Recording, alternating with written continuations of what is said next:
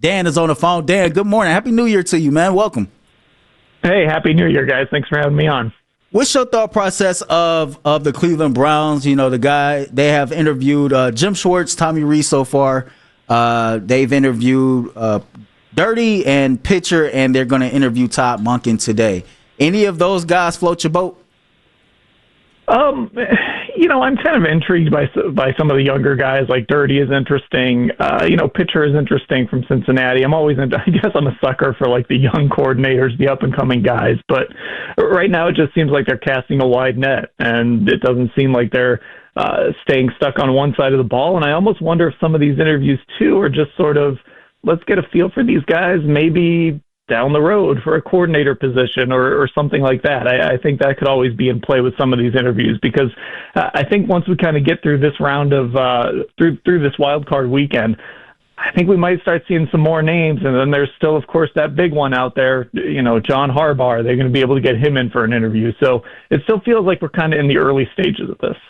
You mentioned Harbaugh, Dan, and I know, as you alluded to, Mary Kay reported that they're interested. They're hoping to have an interview with him next week. How realistic do you think it is for the Browns to make a run at John Harbaugh, especially with how many jobs are open and some of the other opportunities that are out there?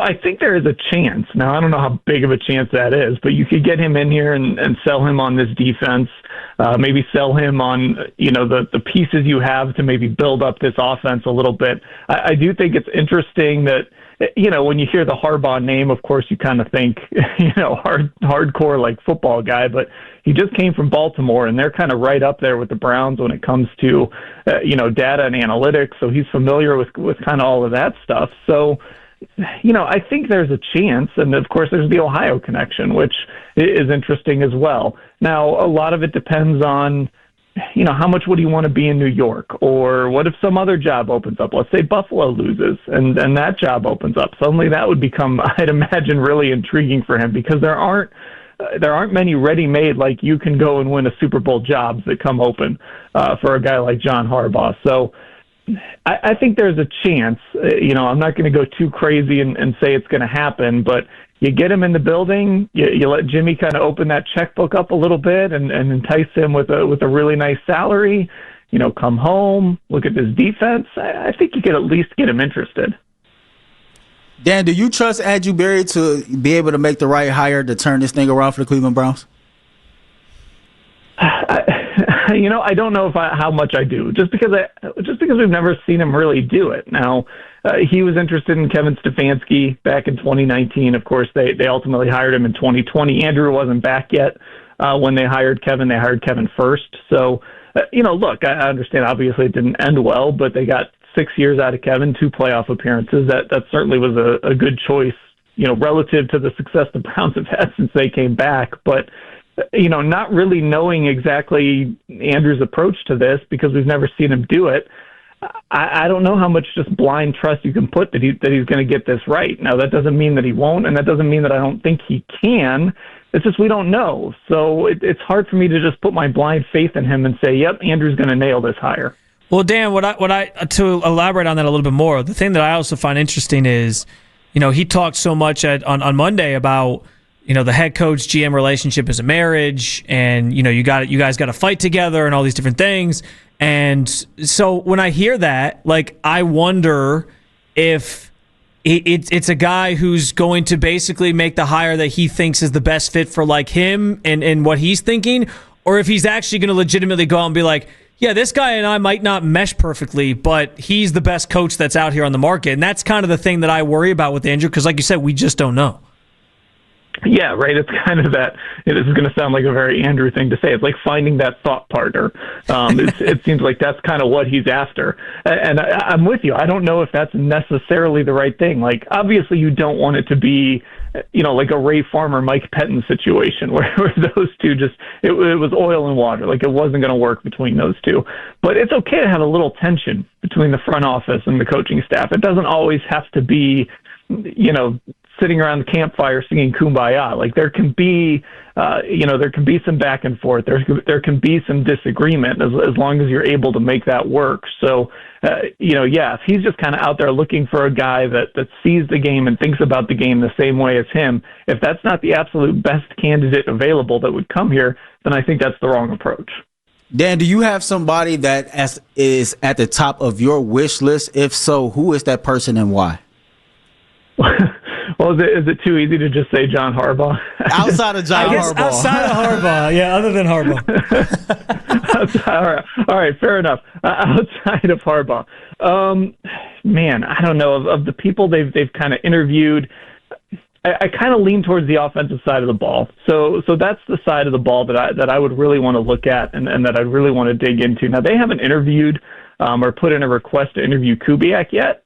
And I think that's a really interesting one. Now, I don't know, just because of that relationship with Kevin Stefanski, with the Kubiak family and all of that, I don't know that would get in the way just because this is the NFL. Like, it's a business, and a lot of times those relationships don't necessarily matter when you're making decisions to become a head coach. That's a guy that I think they should interview and look at because we know what that system does. We know what that way of thinking on offense does. So I think that's kind of where I would look. Like I said, I'm a sucker for younger coordinators. I'm also a sucker for guys on the offensive side of the football. I think that's the best way to sustain success. Dan Labbe, Cleveland.com, joining us on the Make It Right, Call Kyle Wright hotline. Dan, I want to get away from the coaching conversation for a second. And I know that a lot of what happens, especially on the offensive side of the ball and at quarterback, is going to be dependent on who the coach is. But as you sit here today, we know what Shedeur sort of showed us in the 7-game sample size. We know Deshaun is more than likely going to be part of this roster. Andrew kind of gave credence to that on Monday as well. What do you think this quarterback room looks like by the time we get through maybe free agency and then maybe even beyond that after the draft? How do you think this quarterback room ends up being sort of constructed going into next year?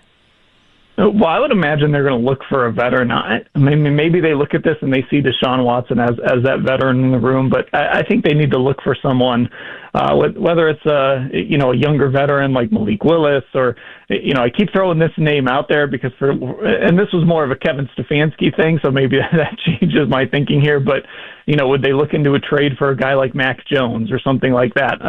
Trying to find that veteran that we've seen in the NFL, guys who have sort of been thrown aside, and then they're able to kind of revive their careers when they're put in a decent system.